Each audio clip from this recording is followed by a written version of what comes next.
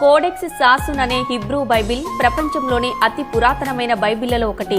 1100 ఏళ్ల నాటి ఈ బైబిల్ను అమెరికాలోని న్యూయార్కులో అమ్మకానికి పెడితే 300 కోట్ల రూపాయలకు పైగా ధర పలికింది. చేతితో రాసిన ఈ బైబిల్ వేలంలో ప్రపంచంలోనే అత్యధిక ధర పలికిన రాతపత్రుల్లో ఒకటిగా నిలిచిందని నిర్వాహకులు అంటున్నారు.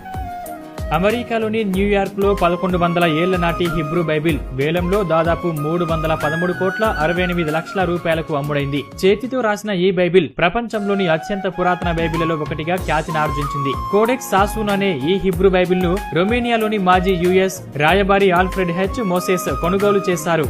ఏఎన్యు మ్యూజియం అమెరికా స్నేహితుల తరపున ఆయన దీనిని కొనుగోలు చేశారు. ఇజ్రాయెల్ టెల్ అవీవ్ లోని ANU museum of Jewish people కు ఈ బైబిల్ ను విరాళంగా ఇచ్చారు. వేలానికి ముందు ప్రపంచ పర్యటనలో భాగంగా గత మార్చిలో ఏఎన్యు మ్యూజియంలో ఈ బైబిల్ ను ప్రదర్శనకు ఉంచారు. వేలంలో అత్యధిక ధర పలికిన రాత ప్రతుల్లో